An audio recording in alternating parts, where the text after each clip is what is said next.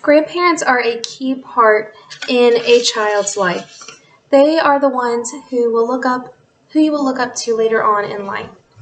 My mom fell pregnant at 16 years old and she had me at 17.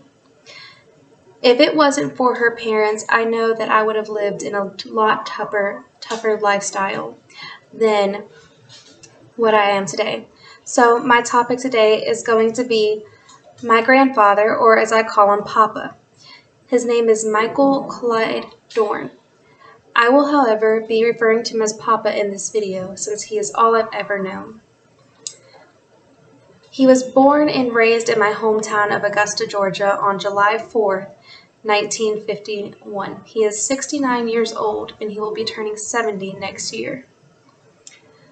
One of the key aspects that my Papa has instilled into our family is the importance of family and how much the value of life means. For example, when he was just 10 years old, he almost hung himself. It was not in the way that most people would think, but when he was there, him and his dad would watch TV, and they only had 2 channels back in the day, and most of the time it showed Western.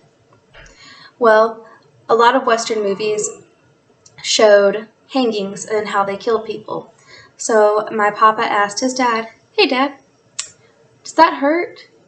And his dad replied, "No, son, no." So my Papa decided he wanted to try it out one day.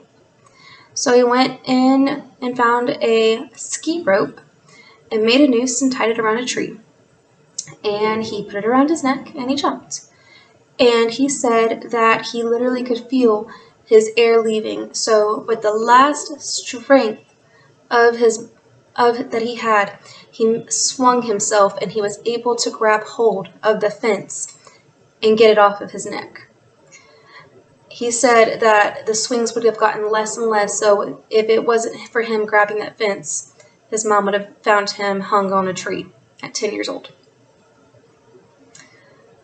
That was when my Papa realized the value of his life and how important the meaning of life is and not to take it for granted. And this will also go on to his life to show how he thinks family is important to him. So the next one of his very significant portions of his life was about his dad. So him and his dad would always like to go play golf together, and he would even take off work sometimes just to go appeal to his dad. However, his father was a very stubborn man and did not want to make a will at all. In his mind, if he made a will, it was admitting defeat. And back in the old day, his father was like, everything needs to be in his name.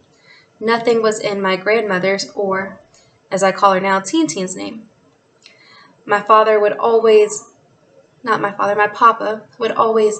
tell him that he needs to go make a will. Well, finally, my Papa told him, "Hey, Dad, let's go play golf." And of course, his dad was not going to pass up the opportunity to play golf with his son. So he went, and right before he went to the golf course, my Papa had taken him to his lawyer's office.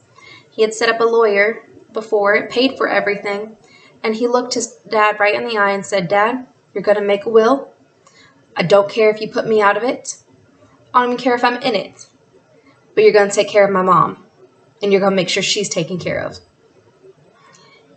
And my great-grandfather actually had so much respect for my Papa for doing that to him that my Papa was the executor for his will. It was 10 years later that his father passed away. But I believe, and I had to ask this question to him personally, if he thought it was his responsibility to take care of his mom. He is the second oldest out of 4 children, but the oldest son. And that, to me, was shown that he was going to make sure that his family was taken care of no matter what, and that his mother did not have to struggle after his father passed. And that goes on to something that actually happened recently.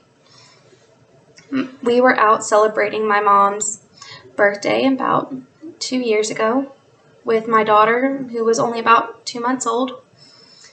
and my papa had a really bad chest pain to where he had to go to the ambulance and then go to the hospital. We thought it was a possible heart attack, and even today we still don't have conclusions on what actually happened. But as he laid in that hospital bed, all of his family was very worried for him, and my sisters, who were only 15 and 12 years old at the time, were staying next to him, and my papa was looking at my mom and his wife and said, "I'm okay. I've lived a very good life. I have a very beautiful family, and I am at peace with myself." And my 15, and he said, "And I'm ready to go. If it's my time to go, it's my time to go." And my sister was 15, and she said, "You might be ready to go, but I'm not ready to let you go." And it really shocked my papa about how my sister was not ready to let him go. He thought he was being selfish after he looked at it more that way, that even though he was at peace with himself, he realized that his family still needed him and wasn't ready to let him go. But at the time, my papa had already made a will.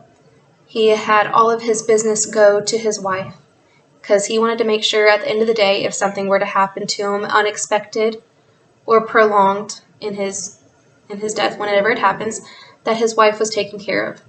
And again, if something happened to his wife and him at the same time, he made sure that everything was gone to his children.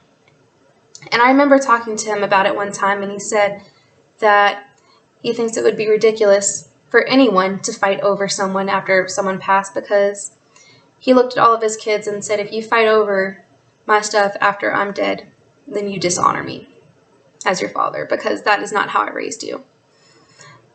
So my papa is very family oriented, and at such a young age, my mom, was 17 and she had a newborn, and my papa basically raised me as his fifth kid, and I do see him as an important father figure in my role.